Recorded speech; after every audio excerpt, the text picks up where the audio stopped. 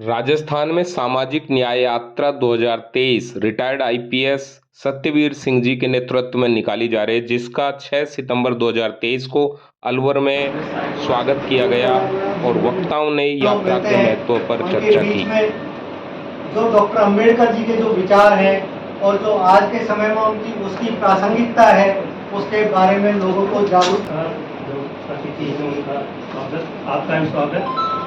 जैसा मनोज जी ने कहा कि मेरे विचार नहीं है, डॉक्टर अम्बेडकर की कुछ बुक्स मिली, उनको मैंने पढ़ा। काफ़ी टाइम से मैं आईजी साहब से भी करीब 5-6 महीने पहले एक बार बात हुई थी कि सर इन बुक्स के बारे में जानकारी होनी चाहिए। हालांकि सबको है, वो 21 वॉल्यूम है, उसी में है वो सारी जो बुक्स हैं, तो उसी में से मैंने पढ़ा था। और आज एक अच्छा मौका ये है कि अनुसूचित जाति के लोग यहाँ बैठे हैं। उपजातियों की बात नहीं करें तो ज़्यादा बढ़िया है, वो शायद मिट जाए तो बहुत अच्छा रहेगा, क्योंकि इसका जो न्याय यात्रा है, इसका उद्देश्य या जो ये है, जो मोटो है वही है कि हक है ठहरानी। और दूसरी बात है, जिसकी जितनी संख्या भारी उसकी उतनी हिस्सेदारी। बात यहाँ से शुरू होती है कि एससी के लोग जो है उनको पॉलिटिकल पावर कैसे मिले। जो भी और पावर्स मिली है वो मिल चुकी है, हमें कैसे मिले। तो एक आइडिया यह है, रीड राइट एंड फाइट, कि आप पहले लिखे हुए को पढ़ें, मतलब हम पढ़ें, उसके बारे में कुछ लिखें और उसके बाद फाइट करें। फाइट मतलब लड़ाई नहीं, उस पर डिस्कशन करें। तो ये पॉलिटिकल राइट्स जो है वो एससी के उनकी बात है कि कैसे पॉलिटिकल राइट्स मिले। 15 मिनट में या हो सकता है 10 मिनट में मेरी बात कंप्लीट हो, मेरी नहीं है, मैंने जो बुक पढ़ी उसको थोड़ा समराइज किया है, क्योंकि इतना टाइम होता नहीं है। तो देखो, शुरुआती सीट रिजर्व कर दी, लेकिन जो प्रत्याशी आया, जीत के आया, या जो रिप्रेजेंटेटिव आया, वो हमारा कहीं किससे आया, ज्वाइंट इलेक्टोरेट से आया। हमारे उसको नकार दिया 109 सीटों में। 43 सीटों पे वो लोग उनको ले आए जो जिसको वो मतलब कास्ट हिंदू चाहते थे। डॉक्टर अम्बेडकर जगह जगह लिखते हैं कास्ट हिंदू, वो कोई ब्राह्मण के बारे में इस तरह की बात नहीं करते। कास्ट हिंदू जो है ना, वो हमारे लिए नुकसानदायक है, वो मेजोरिटी में है, जहाँ मेजोरिटी में वो माइनॉरिटी को दबा के रखती है। तो इन्होंने ये कहा कि ये जो इलेक्शन हुआ ये हमारे लिए बिल्कुल एक छलावा है, इसको हम नहीं मानते हैं। तो उन्होंने 1947 में एक डिटेल्ड मेमोरेंडम फिर दिया, इसको दिया संविधान सभा को। और वो जो विस्तृत मेमोरेंडम या ज्ञापन है, उसी को उन्होंने स्टेट्स एंड माइनॉरिटी का। तो वो स्टेट एंड माइनॉरिटी की बात है कि स्टेट एंड माइनॉरिटी में क्या हुआ। तो इसमें जो छलावा वो बता रहे हैं कि पूना पैक्ट में क्या किया उन्होंने, इलेक्शन का तरीका हमारे साथ छलावा किया। दूसरा क्या कहा कि जो प्राइमरी इलेक्शन था उसको 10 साल के लिए वो किया, मान्यता दी, 10 साल के लिए मान्यता दी। तो जो पहला इलेक्शन हुआ उसमें ये स्थिति थी, 151 में केवल हमारे आदमी 43 जीत के आए। उसके बाद डॉक्टर अम्बेडकर कहते हैं कि ये चालबाजी ये थी कि जो 10 साल के लिए इसको वो किया, मतलब वो प्रभावी रखा, तो ये वो हमारा एससी का ही व्यक्ति होगा। लेकिन वो जो एससी का व्यक्ति जीतता है उसमें कहीं ना कहीं जनरल के वोटों की प्रभुता होती है, और कहीं ना कहीं वो मजबूरी बस जो है हमारी बातें नहीं कह पाता है। वो पार्टी का नुमाइंदा होता है तब भी वो हमारी बातें नहीं कह पाता है, क्योंकि वो पार्टी लाइन से हटकर बात नहीं कह पाएगा। और आपने जो बात बताई है कि डॉक्टर अम्बेडकर का इशारा था कि क्यों नहीं हम जनरल सीट पर अपना व्यक्ति उतारें और हम एकजुट होकर उसे मतलब जिताने का प्रयास करें। अभी जी भीलवाड़ा जिले में बांडल एक जगह है, वहाँ इनके छोटा सा गांव में गया था, वहाँ के ये रहने वाले हैं। अपने शिक्षा के प्रारंभिक काल से इनका राष्ट्रीय स्वयं संघ से संपर्क हुआ, एक आरएसएस से, और वहाँ ये काफी समय रहे। और वहाँ की स्थितियों को देख के और इन्होंने एक किताब लिखी, वहाँ से निजात पाने के बाद भी इन्होंने उसको छोड़ करके मैं एक कार से उठता, यही नाम है, मैं एक कार से उठता। उसके पश्चात इन्होंने जो समाज के हालात देखे और आरएसएस की जो गतिविधियां देखी, और उसके बाद इन्होंने अपनी नई दिशा तय की। और उसके बाद अब तक ये लगातार लंबे समय से दलित मुद्दों को लेकर के पूरे देश भर में अपने व्याख्यान देते हैं। इनकी दर्जनों किताबें दलित मुद्दों पर, उनकी समस्या, उनके समाधान के रास्ते उन पे उन्होंने लिखी है। और दलित घुमंतु ये एक अलग संगठन इनका ही है। इसके अलावा people's union for civil liberties, ये PUCL आपने नाम सुना होगा, इसके ये प्रांतीय अध्यक्ष हैं, राजस्थान के ये हेड हैं। और इसके साथ साथ में एक शून्यकाल एक YouTube चैनल है, वो चलाते हैं। छोटा सा परिचय मैं यही देना चाहूँगा कि ये दलित मुद्दों पर पूरे देश में एक उभरती हुई आवाज़ है और हमारे मुद्दों के लिए बड़ी प्रखरता से और निडरता से और ईमानदारी से मुद्दों को उठाते हैं। मैं आमंत्रित कराऊंगा ऐसी शख्सियत को कि हमें उद्बोधन दें। बाबा साहब को नमन करते हुए मंच अतिथिगण और अलवर से पधारे हुए सभी प्रमुखजन, इस अभियान के संयोजक आदरणीय IG साहब अपनी बात रखेंगे और उन्हीं से हम सुनेंगे भी कि आगे की क्या दशा होगी साथ।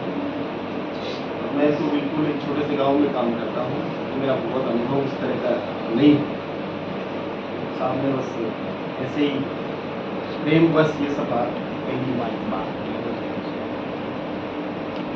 आदरणीय प्रोफेसर साहब ने जो बात कही राज्य और अल्पसंख्यक के उस संदर्भ से जोड़ते हुए और हमारी रिजर्व सीटों की क्या स्थिति है और अनरिजर्व सीटों पे क्या संभावना बन सकती है, और उन्होंने रीड, राइट और फाइट की भी बात की। मानवर शांतिराम जी की भी चर्चा की। मुझे लगता है कि हर दौर में जो भी महामानव आते हैं अपने दौर की परिस्थितियों के आधार पे समाधान देते हैं और वो समाधान हमारे लिए मार्गदर्शक सिद्धांत के रूप में काम करते हैं। उनके हाल हम किसी से छुपे हुए नहीं हैं। हम मंच पे कितना भी उनके बारे में कुछ भी कह लें, लेकिन चूंकि उनको नोट, वोट और सपोर्ट कहीं कहीं और से मिलता है, वो हमारे समुदाय के वो हो सकते हैं जाति प्रमाण पत्र के हिसाब से, लेकिन वो हमारे लोग नहीं हो सकते हैं क्योंकि सब कुछ चीजें उनकी कोई और तय करता है। अब उन पे कितना भी आप गरिया लो, कितना ही कुछ कर लो, हमारे बीच में बैठेंगे तो जोर से जय भीम कह देंगे, दूसरे बैठेंगे तो जय सियाराम कहेंगे, किसी और पे बैठेंगे तो हर महादेव कह देंगे। कहना ही पड़ता है, तभी जाकर के वो सर्वाइव करता है। हमें ये भी अध्ययन करना चाहिए कि अनरिजर्व सीटों से जो जीत के आ रहे हैं SC ST के प्रतिनिधि, उनका आचरण क्या है और उन्होंने कितना संभव चीजें कर ली है। कुछ मीना भी जीत के आए, रूपाराम धंधे जी अभी अनरिजर्व कॉन्स्टिट्यूंसी से जीते हुए हैं, उनका भी 5 साल का कार्यकाल आप देख सकते हैं। तो इस पूरे इलेक्ट्रोल पद्धति में कहाँ हमारे लिए जगह है और क्या किया जा सकता है, क्योंकि उसी में करना पड़ेगा। ऐसा तो है नहीं कि आज की तारीख में हम क्रांति करके और कोई नई व्यवस्था ला सकते हैं। जो कुछ भी निर्वाचन की जो राजनीति है उसी में जगह खोजनी पड़ेगी, लेकिन ये विस्तृत विषय है और उस पर कभी लंबी चर्चा हम अलग से करेंगे।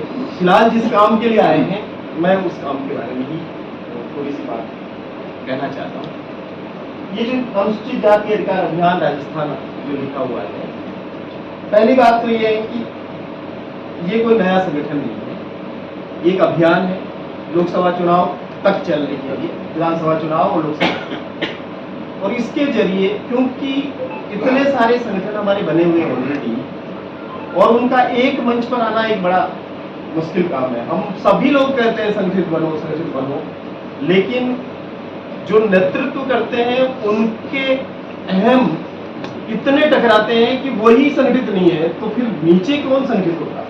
क्योंकि ऊपर सारे लड़ रहे होते हैं, तो नीचे वालों से क्यों उम्मीद करेंगे कि भाई वही संगठित हो जाएंगे। तो हमने सोचा है कि हम एक निरपेक्ष, एक न्यूट्रल स्पेस बनाएं जहां पर विभिन्न संगठनों के साथी आकर के अपनी बात को रख सके और किसी को ये क्लेश नहीं हो कि भाई मेरे संस्था का नाम क्यों नहीं है, मैं क्यों नहीं, मेरा बैनर क्यों नहीं।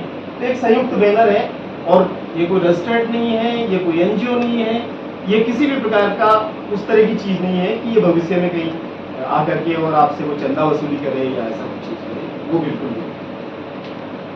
सामाजिक न्याय यात्रा इस समय निकालने के पीछे मकसद ये था कि ये जो दस्तावेज आपके हाथ में है, ये दस्तावेज कुछ साथियों ने मेहनत करके 2 अप्रैल की जो महापंचायत हुई उसमें जो ज्ञापन बनाया, और वो सब ज्ञापन आप सब लोगों से ही प्राप्त फीडबैक के आधार पर बना, उसी ज्ञापन को थोड़ा और प्रस्तुत करके संशोधित संवर्धित करते हुए ये एक कच्चा ड्राफ्ट बनाया गया, और ये सोचा गया कि इस ड्राफ्ट को हम समाज के बीच में ले जाएं और एक व्यापक जनचर्चा इन बिंदुओं पे करें। इसमें लगभग 60 बिंदु हैं, और आप अगर इसको पढ़ेंगे तो आप देखेंगे कि नरेगा के श्रमिक या हमारे जो कमठा मजदूर हैं वहां से लगा करके IAS IPS तक जो हमारी सारी सेवाओं के लोग हैं, उन सबके बिंदु इसमें, आर्थिक बिंदु है, सामाजिक बिंदु है, राजनीतिक चीजें भी हैं, नौकरियों के और बाकी चीजों के बिंदु भी हैं। तो कुल जमा इसमें उन सारे बिंदुओं को छूने की कोशिश हुई है, लेकिन फिर भी ये पूरा एजेंडा नहीं, पूरा एजेंडा बनेगा आप सब लोगों के द्वारा दिए जाने वाले सुझावों के बाद में। तो अनुरोध इस ईमेल एड्रेस पर अपने सुझाव दीजिए। हम 15 सितंबर तक सबसे सुझाव इकट्ठा करके, और लगभग क्योंकि ये 23वां जिला है इस सामाजिक न्याय यात्रा का, तो काफी चर्चा हो चुकी है, और भी बाकी जिलों में जाएंगे, लेकिन आपके लिखित सुझाव आएंगे तो उनको समाहित करने के बाद में एक दिन का जयपुर में एक कंसल्टेशन करेंगे, हर जिले से लोगों को बुला करके अंतिम मसौदा तैयार करके एक फाइनल एजेंडा, हम जिसको राज्य की राजस्थान के अनुसूचित जाति का मैनिफेस्टो कहेंगे, उस मैनिफेस्टो को बना करके हम पॉलिटिकल पार्टी की मैनिफेस्टो कमेटीज को बुला के जनमंच करना चाहते हैं, खुला मंच सभी पार्टियों को बुला के, और उनके सामने रखना चाहते हैं कि ये 50 जिलों में हजारों लोगों के बीच में चर्चा के बाद निकला हुआ एक दस्तावेज है, और ये राजस्थान के अनुसूचित जाति का अपना एजेंडा है। इस एजेंडे को आपके उसमें कहाँ स्थान है, ये आप हमें कह सकते हैं, और वो जो कुछ भी कहेंगे वो 5-7 दिन बाद में उनका जो चिकने पेपर पे आएगा, कागज पे छप करके घोषणा पत्र, उसमें आ जाएगा। उससे हमें पता चल जाएगा कि कौन सी पार्टी किन लोगों को स्थान दे रही है, कितना स्थान दे रही है, और वो जितना स्थान देगी उतना ही समाज उनको स्थान दे सकता है। उसमें वो बात की चर्चा का एक विषय। तो ये एक व्यापक काम हम इसके जरिए कर रहे हैं इस यात्रा के। हो सकता है कि आपके मन में आ सकता है कि ऐसे एक कागज छाप करके और ऐसे बांटने से और 150 लोगों को जगह जगह इकट्ठा करने से क्या चीजें बदल जाएगी, क्योंकि चीजें तो बदलने के लिए बहुत बड़ी व्यापक राजनीतिक चीजें हो तो कुछ बदल सकता है। ये तो क्लर्किकल जैसा काम है कि भाई आपने बाबुओं की तरह बैठ करके और ये सब किया। और मुझे लगता है कि चूंकि हम ये देख रहे हैं, मेरा ज़्यादातर समय जर्नलिज्म में बीता है, और मैं ये देखता हूँ कि राजनीतिक समय में जिनको हम अपने समाज का बड़ा व्यक्ति मानते हैं, चाहे वो किसी बड़े पद से रिटायर्ड हुआ व्यक्ति हो, चाहे राजनीति में कोई बड़ा व्यक्ति मंत्री रहा हुआ व्यक्ति हो, वो अपना बायोडाटा लेकर के जिस तरीके से पॉलिटिकल पार्टीज की ऑफिसों में घूमते हैं, इधर से धक्के उधर खाते रहते हैं, या बिल्कुल 2 कौड़ी के नेताओं के यहाँ जा करके और पाँव पड़ते रहते हैं, तो लगता है कि ये जो शक्ति हमने किसी और को दे दी है, लोकतंत्र ने हमको शक्ति दी और हमने शक्ति किसी और को दी है, उसको कहीं न कहीं चैलेंज करने की जरूरत है, और जनता की ताकत वापस जनता की तरफ आए, उस तरफ हमें काम करने की जरूरत है। क्योंकि हमारा तो कोई पॉलिटिकल उद्देश्य नहीं है, आज साहब का भी नहीं होगा, मुझे नहीं मालूम, लेकिन मैं व्यक्तिगत रूप से ये कह सकता हूँ कि मैं तो निर्वाचन की राजनीति में नहीं हूँ और दलीय राजनीति में भी नहीं हूँ, लेकिन मैं अपने आप को राजनीतिक कार्यकर्ता जरूर कहता हूँ, क्योंकि हम जो भी काम कर रहे हैं वो राजनीतिक काम, क्योंकि समाज को प्रभावित करने वाले मुद्दों पर बात करना पूरी तरीके से पॉलिटिकल वर्क है, और हमारा काम है कि हम अपने समाज को पॉलिटिसाइज करें, अपने समाज का पॉलिटिकल शिक्षण करें और मुद्दों पर बात करने की शुरुआत करें।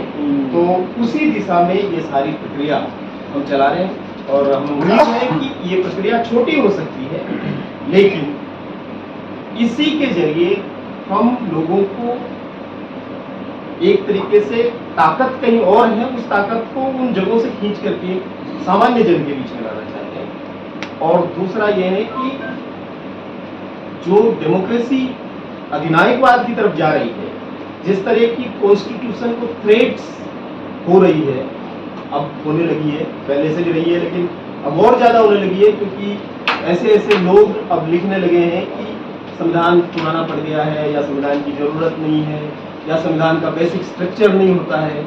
तो ये जो खतरा है उसकी दिशा में हमें जरूर सोचना चाहिए, क्योंकि माहौल पहले बनाया जाता है। जैसे एट्रोसिटी एक्ट का एक माहौल बनाया गया, अगर पूरा देश उठ के खड़ा नहीं होता और 11 लोग अपनी शहादत नहीं देते, इतने लोगों को जेल नहीं होती और केसेस नहीं होते, तो मुझे नहीं लगता है कि एट्रोसिटी एक्ट अब तक बचा रहता, अब तक उसका आत्मा खत्म हो चुकी है। खड़ा होना पड़ता है अपने अधिकारों के प्रति। संविधान हमारे साथ खड़ा रहा 70 साल और उसने हमारी रक्षा की, लेकिन हम संविधान, आज संविधान को शायद रक्षा में लोगों को खड़ा होने की जरूरत है, क्योंकि जिन वर्गों को संविधान ने निःशक्त किया, क्योंकि संविधान ने सबको सशक्त किया ऐसा नहीं है, कुछ वर्ग थे जिनका राज छिन गया, किसी की जमीनें छिन गई, किसी की जातीय श्रेष्ठता छिन गई, वो तो पहले दिन से संविधान के खिलाफ थे। वो तो चाहते थे कि संविधान नहीं हो, बदला जाए, और बदलने के प्रयास भी हुए, वेंकटाचलैया की कमेटी भी बनी, वो सब आप जानते हैं। लेकिन जिनको संविधान ने ताकतवर बनाया, शक्तिशाली बनाया, अधिकार संपन्न बनाया, उन वर्गों ने अपनी ऑनरशिप ली कि नहीं, उन्होंने अपना लगाव संविधान के साथ रखा कि नहीं रखा। और आप सोचिए कि एक कानून हटने से हमारी क्या हाल हो सकती है, एट्रोसिटी हटने से, या टेंडेंसी एक्ट का 42B हटा दे तो हमारी जमीनें कितने दिन तक हमारे पास रहेगी। एक कानून से इतना हो सकता है, तो पूरा संविधान हट जाए, उसके बाद क्या बचा रह सकता है। वही एक सुरक्षा की दीवार है जिसके पीछे हम सुरक्षित हैं, लेकिन आज उसको बहुत थ्रेट है। मुझे लगता है कि थ्रेट डेमोक्रेसी को है, हमारी रिपब्लिक को है, हमारे कॉन्स्टिट्यूशन को है। और ये छोटा जो काम है अंततः उस बड़े उद्देश्य की दिशा में ही आगे जाएगा कि हम अपने संविधान को बचाने में, लोकतंत्र को बचाने में और एक तरीके से रिक्लेम करने में कि हमारा जो अधिकारों का ये जो कारवां आगे बढ़े, इसी दिशा में हमारा ये छोटा सा प्रयास है। और आप सब लोग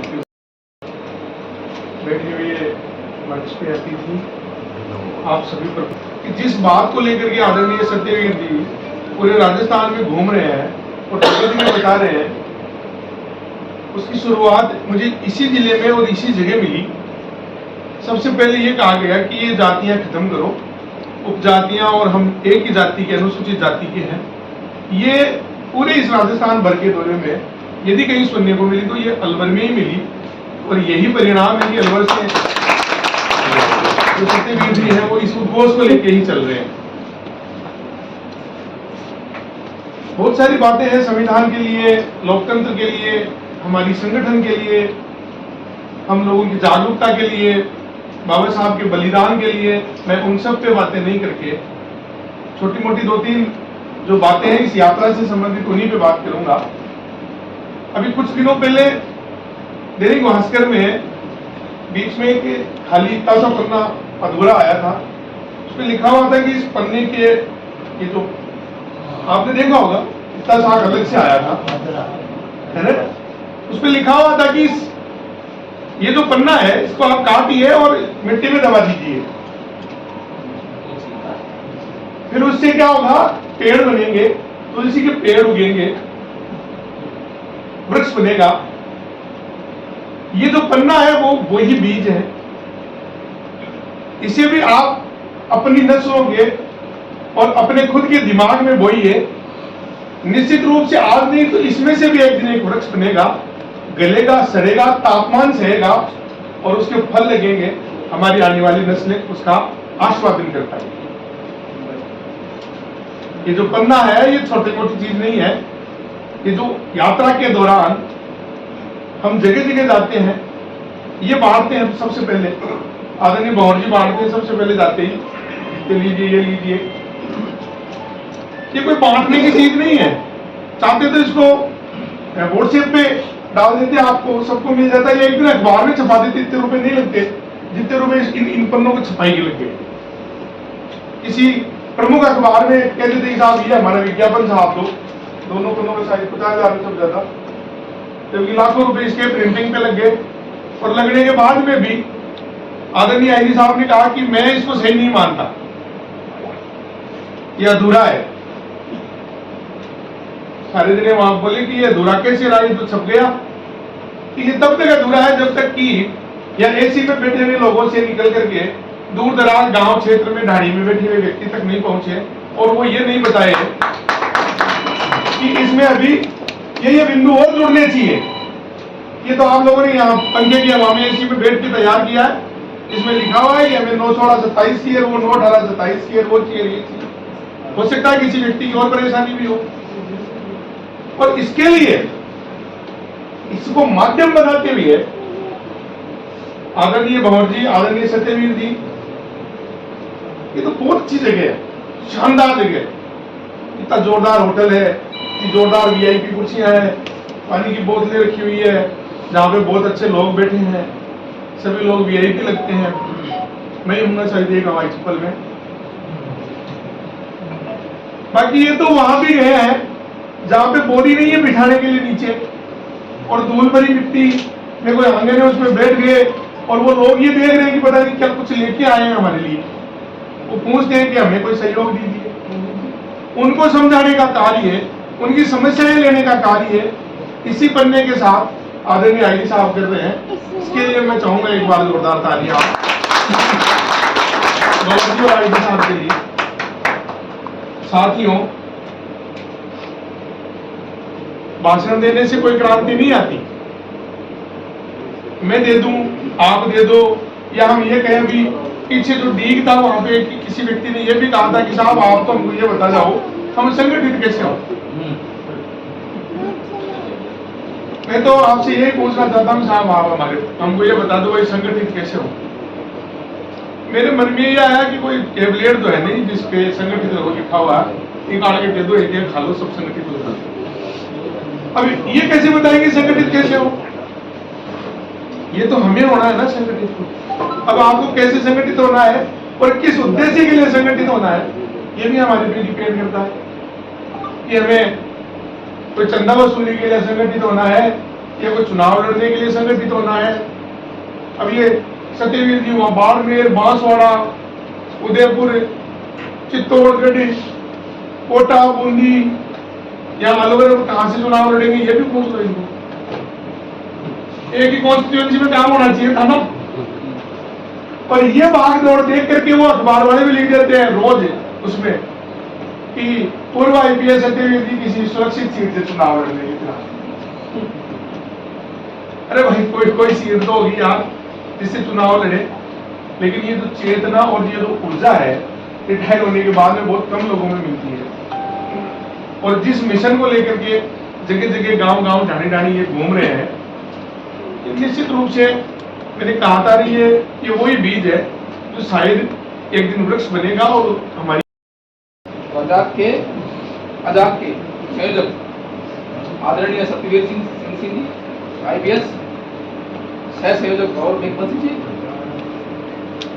सह संयोजक ताराचंद वर्मा जी एवं अन्य उपस्थित अतिथिगण, मेरे सामने उपस्थित जिनसे हमें प्रेरणा मिलती रहती है, के सरोज साहब, डॉक्टर संजय सिंह जी, जमनलाल जी, जगदीश जी और अन्य मेरे साथी जो सब हैं, मैं हार्दिक अभिनंदन और स्वागत करता हूँ।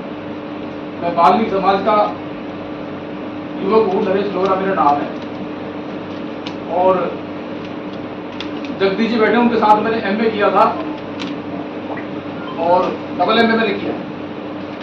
तो ज्यादा बाबा साहब के बारे में नहीं जानता मैं, लेकिन आप लोगों से ही मुझे समझने को, सीखने को मौका समय समय मिलता रहता है। अभी कुछ ही देर पहले प्रोफेसर साहब ने बताया था, वो लिख कर लाए थे क्या क्या, वो हमारे समझ में आया, लेकिन इसमें बहुत कुछ लिखा हुआ है जो हम इतना एक्सप्लेन नहीं कर सकते। लेकिन मैं निवेदन करूंगा कि इसमें जो साहब और मेघवंशी जी लिखा है दलित आदिवासी, तो बाबा साहब ने 1930 के गोलमेज सम्मेलन में और 32 के गोलमेज सम्मेलन में दलित शब्द का विरोध किया था, ऐसा मैंने पढ़ा है और सप्रमाण से पढ़ा है। तो हम पढ़ लिखने के बाद भी और उनके अनुयायी होने के बाद भी हम उन चीजों को इस्तेमाल करें तो मैं समझता हूँ वो ठीक नहीं है।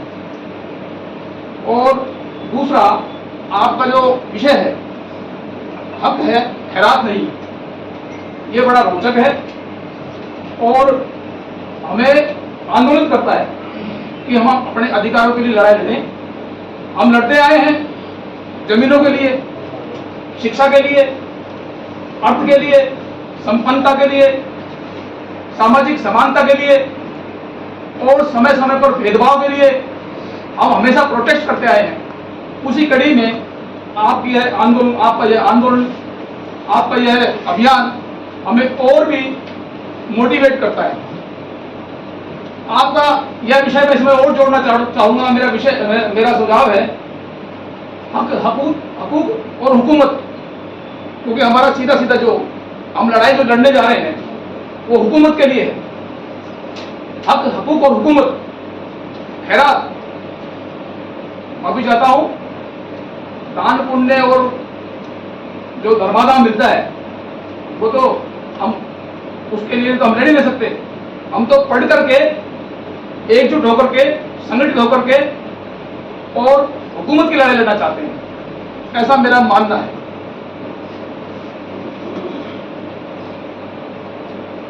और समय समय पर हमारे लोग जो है लिखते हैं दलितों का मसीहा, इसमें भी मुझे थोड़ी सी आपत्ति है कि जो राष्ट्र निर्माता है, जो युग द्रष्टा है, जिन्होंने संविधान का निर्माण किया है, जो हम सब के लिए पूरे वर्ल्ड में प्रेरणा स्रोत है, उसको हम दलितों तक ही क्यों सीमित रखें? ये हमारे लिए विचारणीय बिंदु है। तो इस तरह से मुझे मौका दिया, मुझे पता नहीं था कि आप मुझे यहाँ बैठा देंगे। हमारे ऊपर थोपा जाता है, कोई भी अत्याचार होता है। इसका स्पष्टीकरण दे दो। एक विषय आ गया और ये विषय नहीं था इस कॉन्फ्रेंस का। पहली बात तो ये है कि बाबा साहब ने 1930-31 में कहीं पे भी दलित शब्द के विरोध में कुछ लिखा नहीं, ऐसा कोई प्रमाण नहीं है। हरिजन शब्द का उन्होंने विरोध किया था, वो जरूर है। तो लोहरा साहब ये जरूर आप ध्यान रखें। और उन्होंने अपने जीवन भर अनटचेबल और डिप्रेस्ड क्लास, दो शब्दों का इस्तेमाल किया, या डाउन ट्रोडन का इस्तेमाल किया। दलित शब्द आया ही पॉपुलरिटी में बाबा साहब के चले जाने के बाद में, जब ब्लैक पैंथर से प्रेरणा ग्रहण करके एक बहुत अग्रेसिव आंदोलन दलित पैंथर के रूप में खड़ा हुआ और जिसने पलट करके वार किया और जिसका बहुत जबरदस्त तरीके का इतिहास है। उसके बाद दलित साहित्य की धारा बनी। दलित शब्द जो है आज की तारीख में अकेडमिया में इंटरनेशनली अप्रूव्ड शब्द है। बाद में उनको लगा कि क्योंकि मान्यवर ने भी DS4 बनाया तो उन्होंने दलित शोषित समाज संघर्ष समिति बनाया, इनको लगा कि ये शब्द है जो उनको एकजुट कर रहा है और ये एक दुधारी तलवार की तरह काम कर रहा है, जो हमको आरोपित कर रहा है कि भाई तुमने हमारा दलन किया है। तो उस गिल्ट से बाहर निकलने के लिए ये पूरा RSS द्वारा प्रायोजित एक एजेंडा है कि दलित शब्द को कैसे हम ऐसे लोगों के बीच में कहें कि भाई ये तो शब्द बाबा साहब के विरोध में शब्द था, अनकॉन्स्टिट्यूशनल है। ये पूरी बकवास जिस फैक्ट्री से निकल के आई, मैं उसी फैक्ट्री में रह करके और मैंने काफी साल काम किया, तो मैं वहाँ का जानता हूँ कि कैसे निकाल करके इस सारी चीज को किया गया। पर चूंकि ये हमारा विषय नहीं है, इस विषय पर हम बहुत लड़ चुके हैं बूटा सिंह जी से लगा करके और सब जगह पर कि कैसे ये हमारे चीजों को तोड़ रहे हैं। उसके बावजूद भी मुझे लगता है कि हर युग में नए शब्द आते रहते हैं। किसी जमाने में कोई और शब्द था, जातियों का भी कुछ और शब्द था, आज उन जातियों ने भी अपने नाम कुछ और कर लिए हैं। कभी अछूत शब्द था, फिर वो दलित आया, फिर बहुजन आया, उसका भी कई लोग विरोध करते हैं। वो कहते हैं मूल निवासी है, फिर मूल निवासी से भी आगे की कुछ चीजें होगी। तो हर दौर के नए शब्द बनते रहते हैं। शब्दों में अगर उलझ जाएंगे तो फिर समाज आगे नहीं जाएगा। शब्द तो अभिव्यक्ति का माध्यम है, और शब्द से आपको किसी को क्या कष्ट हो रहा है, और मीडिया क्या लिखता है, उनको दबंग लिख दिया इसलिए हम अपना पहचान को तोड़ देंगे और एकजुटता बनेगी उसको तोड़ देंगे, तो कैसे काम चलाएंगे? ये एक शब्द है जिसको आप पूरे विश्व में लोग समझ पा रहे हैं। नहीं तो जाति व्यवस्था को आप कैसे समझाएंगे? अमेरिका में वहां कहेंगे कि जाति तो कास्ट ही नहीं है, तो समझते ही नहीं है कास्ट क्या है, सब कास्ट क्या है, कास्ट बेस्ट, ये सारी चीजें क्या हो रही है। तो थोड़ा सा विस्तृत करिए अध्ययन को, अच्छा लगेगा। आप डबल एम में हैं, उम्मीद है कि आप इस विषय को थोड़ा और पढ़ेंगे, तो मैं आपसे भी उम्मीद करूंगा कि मीडिया तो कहता रहता है, पर बस ये स्पष्टीकरण केवल इसलिए जरूरी था कि फिर ये फैल जाती बात और फिर आगे आने वाले दिनों में यही चीजें चलती रहती है। फिलहाल हम कंसंट्रेट करें मुद्दे पर। है कि आसमान में छेद हो नहीं सकता, एक पत्थर तो तबियत से उछालो यारो, दौलत राम दूलीचंद जी ने ये बात बताई। पता है हम एक मुहिम चला रहे कि हमने, और हम घर गांव जा रहे हैं कि हमें पता है कैसे ये इस काम को अंजाम दिया जा सकता है। इन्होंने ये मुद्दा उठाया है, आपके हैरात नहीं, और सामाजिक न्याय की जो बात कर रहे हैं, हर आदमी में ये जज्बा होना चाहिए, और इनके यानी आने का मकसद पूरा होना चाहिए। ये नहीं कि भाई आगे और चले गए और ये सबने पढ़ के फेंक दिया इसको, ये ऐसा नहीं होना चाहिए। मैं आप सबसे निवेदन करूंगा कि आप इनके जो यात्रा है यहाँ, और ये आपके साथ सामने आए, इनका ध्यान रखें और अपना पूरा सहयोग दें। और मैं इनको आश्वासन दिलाता हूँ, हम इनको पूरा साथ देंगे जब भी ये हमें याद करेंगे और जब भी बुलाएंगे। जय हिंद, जय भारत। सम्मानित और अनुकरणीय मेरे बड़े भाई, मेरे साथी, जैसा कि सभी लोगों ने बताया कि अब समय आ गया है कि हम सबको एक होने की जरूरत है।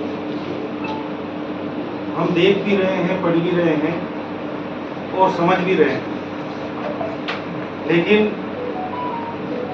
सब अपनी अपनी जगह एक ही चीज सोच के बैठ जाते हैं कि मेरे करने से क्या होगा। सबके दिमाग में एक चीज आती है कि अकेला चना भाग की कोशिश, ये तो सही है, पक्की बात है, लेकिन किसी न किसी आदमी को आगे बढ़ के चलना पड़ता है और धीरे धीरे कारवा अपने आप रुक कर चला जाता है।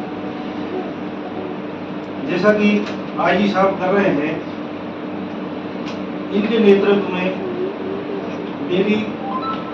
मेरा ये मानना है कि हम सबको आज ये अलवर डिस्ट्रिक्ट में पधारे हैं, हम इनको विश्वास दिलाना चाहते हैं कि अलवर के गांव ढानी और हर छोटे से छोटे मोहल्ले में जाकर के हम आपकी इन सारी की सारी चीज़ों को पहुंचाने का कार्य करेंगे और इस यात्रा को जितना हो सकेगा उतना संबल प्रदान करने की पूरी कोशिश करेंगे।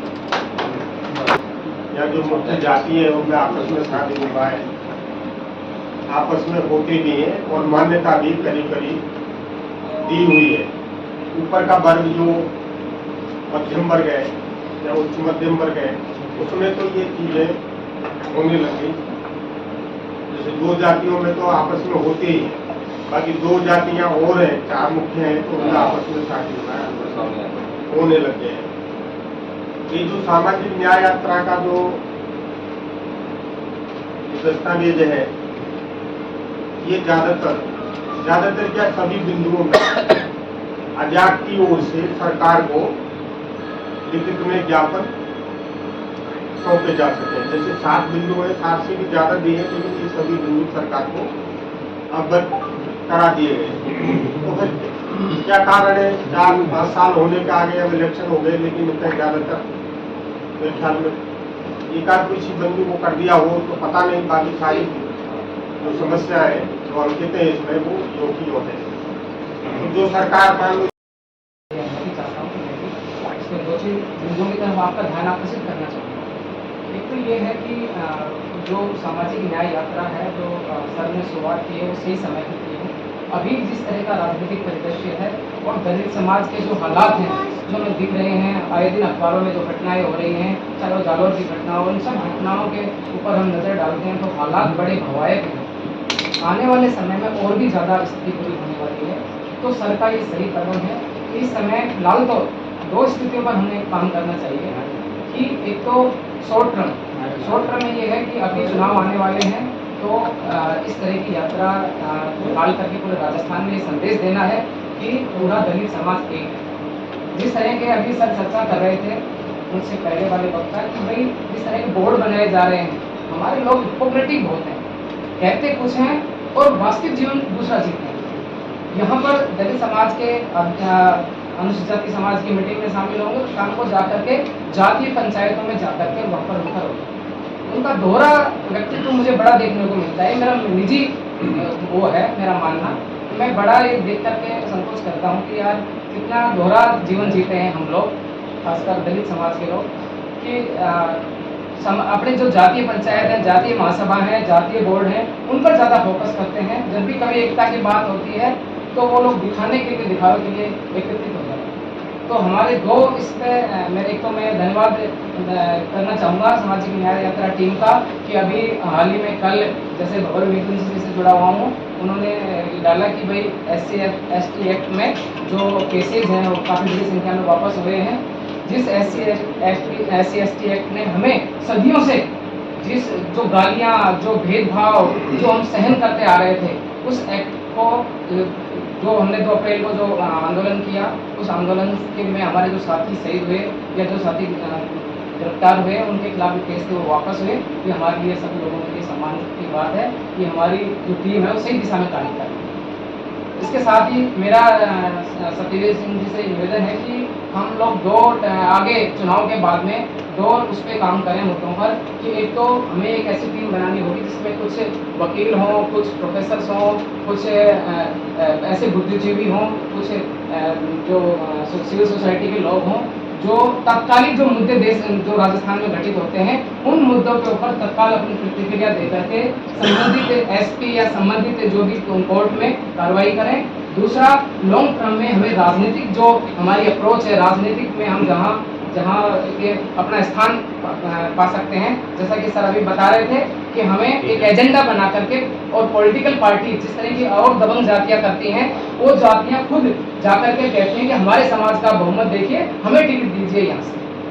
और वो टिकट जैसा कि हमारे साथी प्रोफेसर अभी बता रहे थे, किस तरह राजनीतिक प्रतिनिधित्व की ओर जाना है।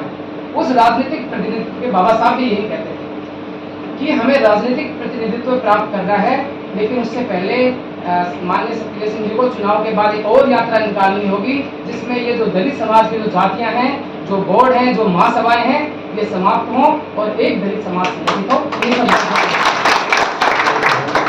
हमारे अतिथि साथी और मेरे सभी समाज के सुधीजन, हमने रास्ते में तय कर लिया था कि मुझे कम से कम बोलना है और वो मैं जो कुछ बोलना चाह रहा था, हमारे जो मंच संचालक थे उन्होंने बोल दिया, तो मेरे पास बोलने के लिए कुछ मैं तो इतना ही कहना चाह रहा हूं कि ये जो कागज आपके हाथ में है, ये कोई सामान्य कागज नहीं है। जैसा कि विनोद जी ने कहा कि ये वो जो भास्कर की बात कह करके आपको जो दिया था, ये निश्चित रूप से मेरा ये मानना है, अगर हम सब लोग साथ मिलकर काम करेंगे तो ये प्रयास ही मील का पत्थर साबित हुआ। आजादी के 77 साल बाद तक भी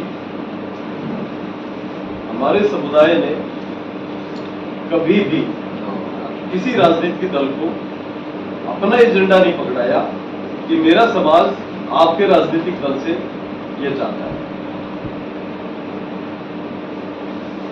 चुनावों का सीजन है, बरसाती मेंढक बहुत सारे आएंगे, बहुत से लोग हमें भी बरसाती मेंढक का नाम देंगे, लेकिन ये सच्चाई है कि यही समय ऐसा है जिसमें आप आने वाले 5 साल तक किसी भी पॉलिटिकल पार्टी को बांध करके अपनी बातें अपने उनके मैनिफेस्टो में ला करके आगे आने वाले 5 साल में जब वो शासन में आएंगे काम करने के लिए नीतिगत रूप से बाध्य कर सकते हैं। और वो तब बाध्य होंगे जब उनके मैनिफेस्टो के अंदर आपके मुद्दे शामिल होंगे।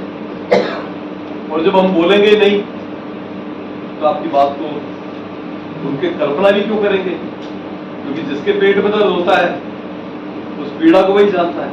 एक महिला ही अपनी प्रसव पीड़ा को समझ सकती है, पुरुष नहीं समझ सकता। और दलित होने का या शेड्यूल कास्ट के आदमी के होने का या जो उत्पीड़ित आदमी होने का जो पीड़ा है वो उत्पीड़न के बाद ही जानता है, उसके पहले नहीं जानता, कोई भी व्यक्ति नहीं जानता। हमारी औलादें ये उस उत्पीड़न को नहीं समझ पाएंगे।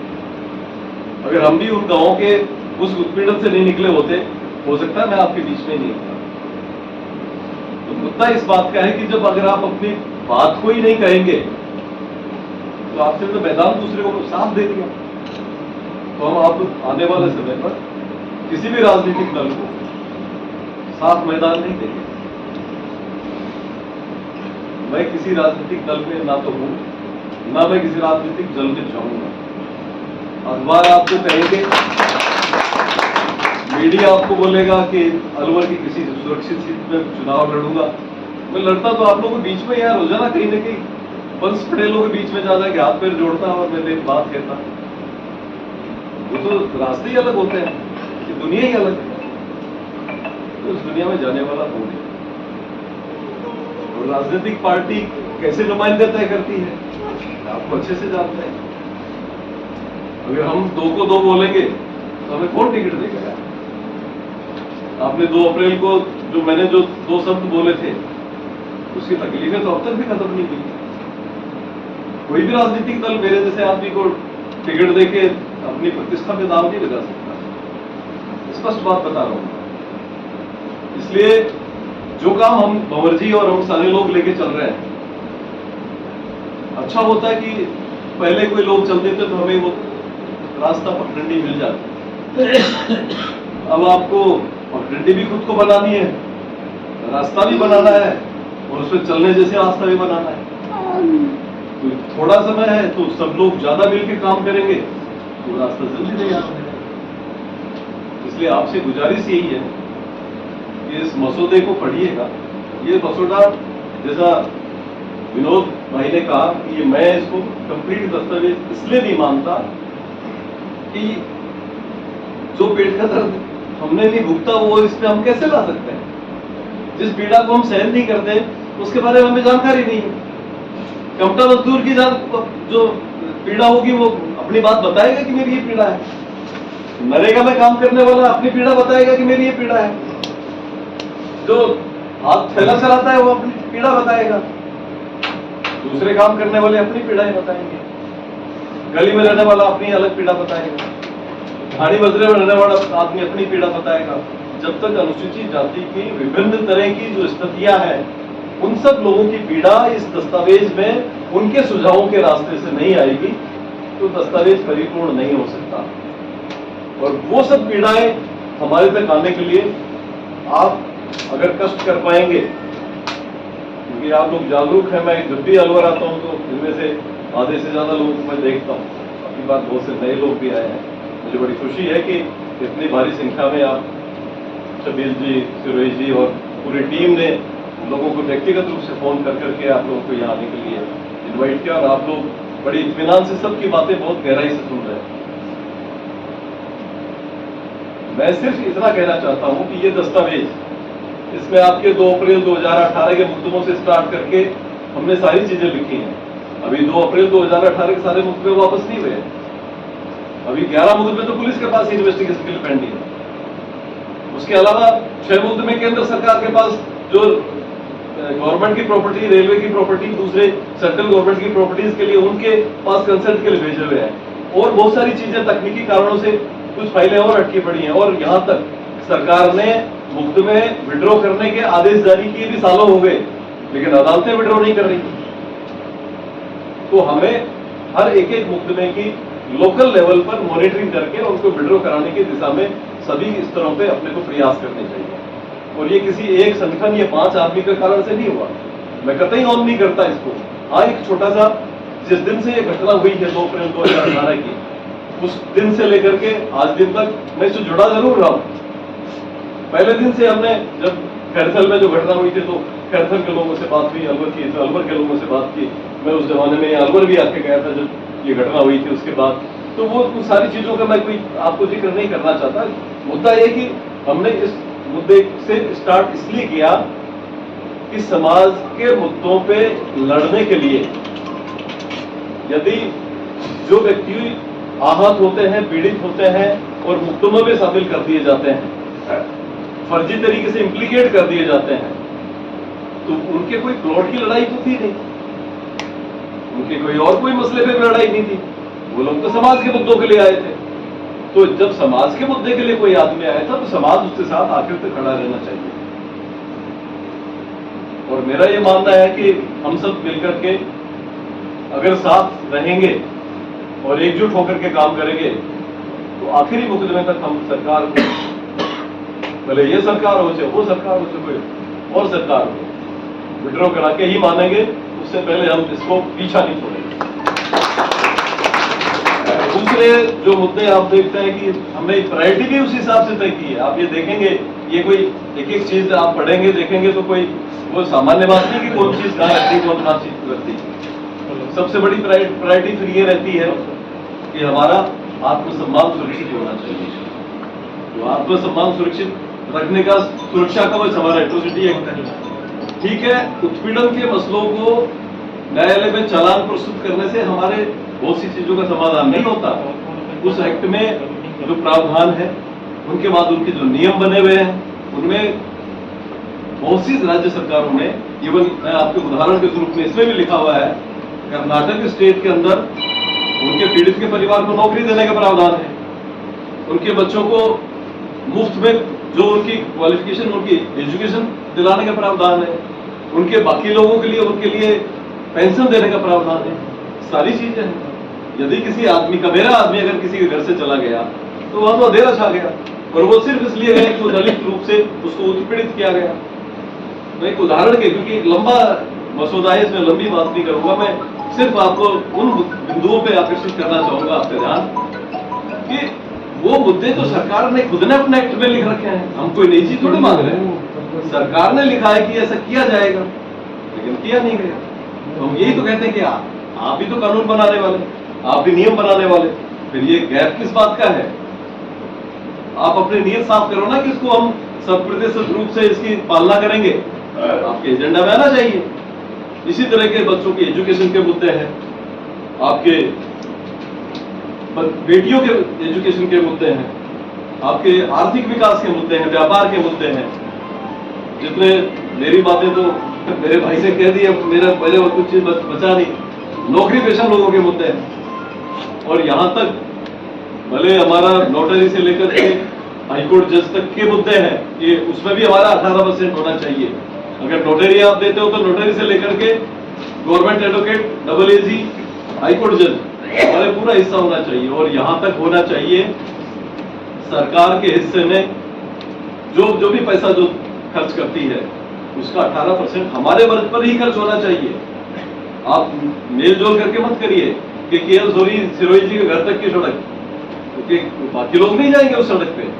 केएल सिरोही जी की सड़क तो जब स्टार्ट होगी जब जहां उनका आखिरी दूसरे लोगों का घर है, उसके बाद जो टुकड़ा बचता है तो वो केएल सिरोही जी के घर की है। अगर वो कहीं दूर दराज में रहते हैं, आप केएल सिरोही जी के घर की सैंक्शन जारी करके पूरे शहर को सड़क बना के देते हो और गिनते हैं कि 18% आपका सड़क में ये बना के दे दिया। पानी की टंकी हमने देश दुनिया के लिए बना के दे दी कि साहब वो तो दलित आबादी के लिए या वंचित वर्ग के हमारे शेड्यूल कास्ट के उस मोहल्ले के लिए हमने बना दिए, पानी की टंकी बना दी। अकेला वही पिएगा, अगर वो अकेले के लिए है तो हमारे लिए। हम हर स्टेज की 18% चाहते हैं। हम सरकार के हर ठेके की, हर कॉन्ट्रैक्ट की चीज में 18% चाहते हैं। अगर आप शराब की दुकान छोड़ रहे हो तो भी 18% चाहते हैं, राशन की दुकान दे रहे हो तो 18% चाहते हैं, आपके जितने भी प्राकृतिक संसाधनों की नीलामी करते हैं, दूसरी चीज देते हैं, तो उन्हें कंसेशंस देके हमें 18% का इन्वॉल्वमेंट आप दीजिए, तभी तो समतलीकरण होगा। अदरवाइज कोई हवाले करने से बाबा साहब के संविधान में तो पहले कह दिया था, समानता स्वतंत्रता बंधुता की बात उन्होंने पहले दिन से कह रहे हैं। कितनी सब समानता बंधुता और स्वतंत्रता हमारी है, ये सब हर आदमी अपने तरीके से जानता है। इसलिए और ये चीज हम कोई मानते नहीं, ये तो हमारा राइट है, क्योंकि संविधान ये कहता है कि सबके साथ समान व्यवहार किया जाएगा। कई बार ये लोग कहते हैं सब टैक्स का पैसा हमारा है, तो टैक्स का पैसा तो हमारा है, हर किसी आदमी का है। क्या हमारा आदमी जो बिल्कुल गरीब है 100 रुपए कमा के घर में जाता है, क्या वो आटा दाल मसाला नहीं खरीदता? क्या आप आटा दाल मसाला का टैक्स नहीं लेते हो? हर आदमी टैक्स पेयर है, वो इधर से नहीं तो उधर से टैक्स पेयर है। पैसा तो हमारा ही है ना, जो हमारी आबादी जितनी है उतनी आबादी का टैक्स भी तो हम तो दे रहे हैं ना। सारे संसाधनों में हमारी भागीदारी चाहिए। ये एजेंडा मैं बड़ी विनम्रता से आपसे अनुरोध करना चाहूंगा कि साथियों ने मेरी पूरी बातें कह दी कि कई बार निर्जुराम जी ने भी कह दी कि उसको कहीं अलमारी में ले जाके मत रख देना, और बहुत सी जगह ऐसा पाया भी जाता है, कोई गलत नहीं है। मेरी गुजारिश इतनी ही है कि आपके पास आज की तारीख में विभिन्न संसाधनों से आम आदमी तक पहुंच के रास्ते हैं। ये सोशल मीडिया हर आदमी से जोड़ता है हमें, और सोशल मीडिया से कैसे जुड़ना है विनोद जी ने आपको लंबी बात आपको बता दी। हर आदमी तक ये बात पहुंचे तब तो इस बात की सामाजिक न्याय यात्रा की सफलता है। अदरवाइज यहाँ भी एयर कंडीशन रूप था, जयपुर में भी एयर कंडीशन रूप था, बात गली आबादी मोहल्ले में तो गई नहीं, गली में पहुंचाएगा कौन? हम ही तो पहुंचाएंगे। जब हम हजारों किलोमीटर की यात्रा कर सकते हैं तो सैकड़ों किलोमीटर की यात्राओं के लिए हमें भी तकलीफ नहीं चाहिए। हमें गली मोहल्ले में हमें जाना चाहिए, आपको जितना समय मिले उतने में जाना चाहिए। ये कहना गलत है कि लोग व्यस्त हैं, आपकी प्रायोरिटी नहीं है। आप अगर आपने प्राथमिकता तय कर ली तो वो चीज करने लग जाएंगे। आपने अपनी प्राथमिकता 4-4, 6-6 घंटे, 8-8 घंटे इसको दे दी, आप इसमें काम करने लग जाएंगे, तो आपको प्राथमिकता तय करनी। तो मेरा निवेदन है कि ये थोड़ा सा ही समय आपके पास, महीने भर का टाइम, हम 15 सितंबर तक इसमें ये यात्रा पूरी करके आपके सुझाव चाहते हैं। सुझाव चाहने के बाद 15 सितंबर और 16 सितंबर के बीच में इसको जितने भी सुझाव आएंगे उनको फाइनल शेप देकर इसको ये पूरा घोषणा पत्र हम तैयार कर लेंगे। उसके बाद सारी राजनीतिक दलों को एक जनमंच आयोजित करके जयपुर में आप लोगों को बुलाएंगे, एक जनमंच आयोजित करेंगे, खुला मंच होगा, और उन लोगों को ही बुला के कहेंगे कि हमारा अनुसूचित जाति समाज आपके वर्तमान में जो चुनाव आप लड़ने जा रहे हो 2023 विधानसभा का, उसमें ये दस्तावेज आपको अपनी मांगों के रूप में देता है। आप इनको अपने मैनिफेस्टो में, अपने घोषणा पत्र में जितनी जगह देते हो उतनी जगह के बारे में समाज आपके बारे में सोचेगा। ये समाज के सोचने वाला मुद्दा थोड़ा दूसरे पहलू पे फिर चला जाता है। ये तो तय करेगा कि वो कितनी जगह देता है, लेकिन सोचने के लिए हमारे पास बटन थोड़ी है कि गांव में हम कहते हैं कि भाई आपकी बात तो रोशनी काले रंग की जलानी है, आपकी बार पीले रंग की जलानी है, आपकी बार हरे रंग की जलानी है। उसके लिए आम आदमी से कनेक्ट होना जरूरी है। आप लोगों से जुड़ेंगे तो आपकी बात को वो तरजीह देंगे। एक दो बार मिलने से कोई चीज निकलती नहीं। हम देखते हैं जब हम बच्चे थे तो प्राइमरी स्कूल में जब पहली क्लास में या एलकेजी या जिसमें भी गए थे तो टीचर ने अपने को पहले क्या लिखना सिखाया था, ए लिखना सिखाया था, ABCD लिखना सिखाया था। तो कितनी बार उन्होंने मिटाया, कई बार टेढ़ा गया, कोई किधर गया, महीनों लग गए थे ये सब अक्षर सीखने में। अपने लगे थे कि नहीं लगे थे? तो आम आदमी जो रोजाना अपने रोटी रोजी के धंधे में व्यस्त है, उसको अब उसकी प्रायोरिटी शाम को उसके बच्चों के लिए पेट भरने के लिए चूल्हा जलाना है, तो आपके इस एजेंडा से उसको क्या मिल रहा है, कैसे मिलेगा, कैसे समझेगा वो? आप ये बात समझाएंगे जब ही समझेगा। और ये बात भी साथ में आपको समझानी पड़ेगी कि बाबा साहब ने आपको, मेरे को, यहाँ बैठे जितने लोगों को, अडानी को, अंबानी को, देश के प्रधानमंत्री को, राष्ट्रपति को सिर्फ एक वोट देने का अधिकार दिया है। तुम्हारा वोट भी उतना ही कीमती है जितना किसी और का, और एक एक वोट से ही सारे लोग, सारे वोट बनते हैं। और वोट के बारे में काशीराम जी की बात को मैं हमेशा आप लोगों के बीच में कई बार कहने की कोशिश करता हूँ। काशीराम जी ने ये बात बड़ी मुखरता से कही थी कि वोट आपकी बहन बेटी की, आपके बच्चे की इज्जत के बराबर है। जब आप वोट देने जाते हो तो आप उसकी उतनी गंभीरता समझिए कि आप अपनी बहन बेटी के रिश्ते नाते जितनी गंभीरता बढ़ती है देने से पहले, हम अपनी बहन बेटी को, अपने बेटे के रिश्ते नाते को जब कहीं करने जाते हैं तो उस पूरे परिवार का, उसके बेटे बेटी का कोई पूरा हिसाब लेते हैं कि नहीं लेते हैं? लेते ही नहीं लेते कि भाई ये कैसा है कैसा नहीं है, सारी चीजें उसके खानदान के बारे में पूछते हैं, उसका आगा पीछा भी देखते हैं, उसके समाज के प्रति सोच भी देखते हैं, बहुत सारी चीजें देखते हैं। कोई बहुत से लोग तो गुड़ा उगुड़ भी मिलाते हैं, अनेक तरीके से खोजबीन करते हैं। अगर बिना खोजबीन किए वोट देंगे तो हालात जस के तस होंगे। और अगर हमने इज्जत आबरू के साथ जोड़ करके वोट की कीमत को समझा, हालात बदलेंगे। और वो कीमत राजनीतिक दलों को ये दस्तावेज तय करेगा कि वो समाज के प्रति वो कैसा सोच रखते हैं, उनका आचरण कैसा है, उनका व्यवहार कैसा है, उनका हमारे प्रति रवैया आने वाले टाइम पे कैसे होने वाला है। इसलिए ये बात आप उनको लगातार समझाएंगे तो समझेगा, नहीं तो कहते साहब हमने तो बहुत कहा था और खूब कहा और उनको साहब उनको वोट दे दिए बनवाए जहाँ पे। और कई बार लोग ये कहेंगे कि साहब दबा के ले लिए, कोई कहते धमका के ले लिए, कोई कहते शाम सुबह के इंतजाम के साथ ले लिए। हमारी जिम्मेदारी है उनको समझाने की कि साहब एक दिन में, 2 दिन में या डरने में, धमकाने में, इन चीजों में कुछ नहीं रखा है, इनमें नहीं आए। अगर हमने अपने अभिमान के साथ समझौता कर लिया तो फिर बाद में अभिमान लुटता है तो फिर गीत किस बात के गाने हैं, फिर रोना किस बात का है। जब वक्त आया तब तो हम चीजों में बदल गए, और जब जूते पड़ते हैं तो भाई फिर समाज और अफसर और नेता बाकी सब गीत गाते हैं। चीजों की समग्रता में ही देखना पड़ेगा। ये जागरूकता भी लोगों को हमारे बीच में लानी पड़ेगी। आपने देखा होगा दाएं बाएं में वो जो जातियां हैं किस तरह से संगठित होकर के अपने लोगों के कहने से, अपने विचारों से, अपने अधिकारों के आधार पर वोट डालते हैं। समझिएगा इस बात को। 2 चीजें हैं जो भंवर जी ने थोड़े आज इशारे में कही है, मैं उसको खुले में और कह देता हूं। आपने देखा होगा कि मिंट अखबार के अंदर विवेक देबरॉय ने एक आर्टिकल लिखा कि शिकागो यूनिवर्सिटी की एक रिसर्च है,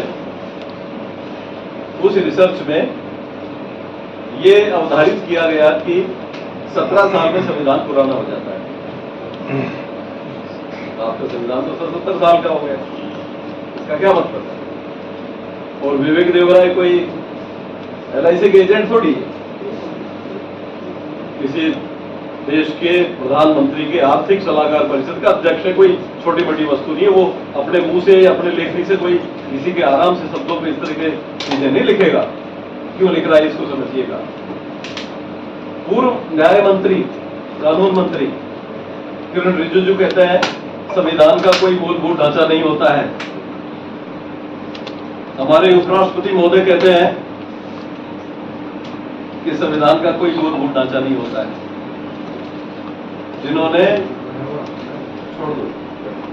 जिन्होंने पूरी जिंदगी राजनीति में आने से पहले संविधान के आधार पर वकालत करके अपना नाम कमाया, उपराष्ट्रपति महोदय ने संविधान के में ही अपनी प्रैक्टिस करके अपना नाम कमाया, वो आदमी ये बात कहता है। तीसरा, वो आदमी ये बात कहता है जो सुप्रीम कोर्ट का चीफ जस्टिस रहा हो, जो अब राज्यसभा में हिसाब संविधान का कोई मूलभूत ढांचा नहीं होता है। पॉलिटिकल साइंस के पढ़ने वाले विद्यार्थियों को ये पता है, क्योंकि मैं भी छोटा मोटा विद्यार्थी हूँ, कि केशवानंद भारती बनाम यूनियन ऑफ इंडिया का एक केस कॉन्स्टिट्यूशन बेंच का फैसला था। उसमें ये बिल्कुल स्पष्ट रूप से अवधारित किया गया था कि संविधान का मूल ढांचा होता है और इस ढांचे में किसी प्रकार का कोई संशोधन, कोई छेड़खानी नहीं की जा सकती। अब संविधान पीठ के फैसले के बारे में और उसके बाद में किस तरह की बातें करते हैं, इसके कोई कारण है इसको समझिएगा। और इस समझ करके ये समझ रखिएगा कि जिस तरह से एट्रोसिटी एक्ट के बारे में इधर उधर ये कहना चालू किया ना कि साहब जो झूठे होते हैं इसमें तो ब्लैकमेलिंग होती है, उसमें तो ये होता है, और एक दिन का के आपके सामने एक दस्तावेज आ गया, उतनी ही जागरूकता रखने की आवश्यकता है। ये वो संविधान है जिसकी वजह से हम यहाँ एयर कंडीशन रूम में बैठे हैं, इतने बढ़िया कपड़े पहन रखे हैं, सब लोग किसी न किसी गाड़ी से आए हैं, सबके अपने अपने घर हैं, सबके बच्चे ठीक जगह पढ़ रहे हैं, ये उसी बाबा साहब के संविधान की देन। बाबा साहब के संविधान ने हमें इतनी रक्षा की है हमारी, तो हो सकता है कि ये समय आ गया हो कि संविधान को आपकी जरूरत पड़े, आपको उसकी रक्षा की जरूरत पड़े। जो प्रोफेसर जगत पाल जी ने जो पूरा संविधान का ढांचा बताया, मैंने कहा कि उसके ढांचे के गीत गाने से आपको फायदा नहीं होने वाला भाई साहब, अब तो संविधान को ही निपटाने की तैयारी है। आप उसकी भी चर्चा करिए, उसके बारे में भी सोचिए। बहुत अच्छा विश्लेषण था आपका, हमें ज्ञान मिलता है, समझ मिलती है, क्योंकि इतिहास नहीं पढ़ेंगे तो हमें पता नहीं चलेगा कि संविधान कहां से आया। पूरी चरणबद्ध उन्होंने बहुत अच्छी बातें बताई, लेकिन आप ये भी योजना बनाइएगा कि संविधान को बचाइएगा कैसे। आपने देखा होगा वन नेशन वन इलेक्शन, इधर जा रहे हो आप, हर 5 कोस पे तो बोली भाषा बदल जाती है। पूरे उत्तर दक्षिण पूर्व पश्चिम देश को नाप के देखो कितनी विविधताएं हैं। आपकी इन विविधताओं से आपको परेशानी किस बात की है? जिस विधानसभा को चुने हुए अभी 4 साल 1 साल ही हुआ है, उसको क्या आप एक साथ चुनाव करा लेंगे क्या? जिसको अभी 3 साल बाकी है उसके चुनाव करा लेंगे क्या? कौन सी बात कर रहे हो? किधर जा रहे हो? क्या सबको एक ही चीज चाहिए क्या? कि सब जगह एक ही चाहिए, एक ही दल चाहिए, एक ही धर्म चाहिए, एक ही दल चाहिए, एक ही आदमी चाहिए, बाकी चीजें चाहिए, बाकी कहां जाएंगे? बहुत तरफ इशारे हैं, समझिएगा। और अलवर बहुत जागरूक जगह है, हर जगह पे आप लोगों ने बलिदान दिया है। समय आए तो इन चीजों में हम कभी पीछे नहीं हटेंगे, क्योंकि मैं भी कहीं इधर उधर का ही रहने वाला हूँ। मैं तो इसलिए कम बोलना चाह रहा था कि रहने वाला ही हूँ, लोकल आदमी को कम बोलना चाहिए, इसलिए मैंने पहले से कहा था, लेकिन वो परिस्थितियां ऐसे तैयार होती हो चलेगी कि कुछ चीजें बस गई जिसमें मुझे बोलना पड़ा। एक चीज और हम साथ में करने वाले हैं, हमने जयपुर में एक कनेक्ट रूम स्थापित किया है। जैसे राजनीतिक दल वार रूम बनाते हैं ना, तो बाबा जी कहते हैं कि वो हम युद्ध के लोग नहीं, हम तो बुद्ध के लोग हैं, तो हम तो कनेक्ट करने वाले लोग हैं, एक दूसरे से कनेक्ट करना चाहते हैं, और कनेक्ट उस रूप में आपसे होना चाहते हैं, और उन लोगों की स्क्रीनिंग करना चाहते हैं जो 200 विधानसभाओं पे विभिन्न राजनीतिक दल अपने नुमाइंदे चुनाव के लिए उतारेंगे। आप लोगों में उस समय भी मदद चाहिएगी कि जो नुमाइंदे चुनाव में उतारें उनके बारे में हमें स्क्रीनिंग, पब्लिक स्क्रीनिंग कर लेनी चाहिए, और वो हम करेंगे 200 के 200 की, कि जो राजनीतिक दल अमुक लोगों को टिकटें दे रहा है 200 के 200, ये जब अनुसूचित जाति पे अत्याचार हुआ, हमारी बहन बेटी की इज्जत लूटी, हमारे नौकर पेशा पर अत्याचार हुआ, तब ये किधर था?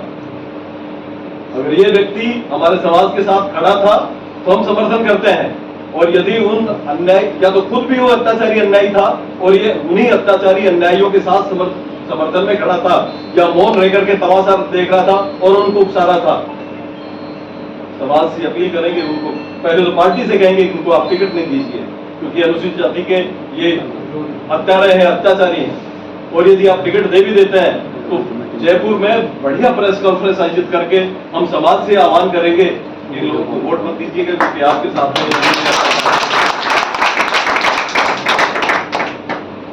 आने वाले समय आपका समय होगा। बदलाव की जो स्थिति है वो तरह तरह की होती जाती है, मौसम भी बदलता है, लोग भी बदलते हैं, चीजें भी बदलती हैं। अब समय हमारा है, और हमारे समय में हम अपने हक हकूक के लिए किसी से भीख नहीं मांगेंगे। इसलिए मैं एक उद्घोष आपके साथ चाहूंगा, और मैं अपनी बात पूरी करता हूं। मैं बोलूंगा हक है, आप बोलेंगे हक है, हक है, हक है। धन्यवाद, जय हिंद। अब तक हम लोग जिले से कुछ नहीं कर सकते, हमने बहुत प्रयास किए हैं। जयपुर में कभी भी हमको नेतृत्व नहीं मिला है। हम लोग लगभग 2017 से जो है कोशिश कर रहे हैं। अब ये हमारे लिए एक समय है, और अलवर खासकर जो इतना जागरूक जिला है, वो इस नेतृत्व को सहयोग करके अभी आपका समय आ गया वर्क करने का, और ये बिल्कुल सही दिशा में जा रहा है, और उसके बहुत जल्दी परिणाम सामने आएंगे। है आप लोगों ने सबने जो है शिरकत किया, सहयोग दिया इस यात्रा के लिए वहाँ जाना पड़ेगा वही मेहरोड में छुट्टी सभी धन्यवाद के पात्र हैं जैसे हाईवे किंग है और सभी को मैं अपनी तरफ से कहीं आसपास ही मेहरोड में doctor Ambedkar memorial welfare society आजाद एवं तमाम जो संगठन के लोग आए हुए हैं सभी का बहुत बहुत आभार व्यक्त करता हूँ। बहुत शुक्रिया। जय भीम, जय भारत। इस कार्यक्रम के मौके पर शंकरलाल बौद्ध द्वारा समण संघ का समण ग्रंथ सभी अतिथियों को भेंट किया गया, जिसमें बताया गया है कि इकट्ठा कैसे हो सकते हैं और एक ही रास्ता है समण संघ के रूप में इकट्ठा होना।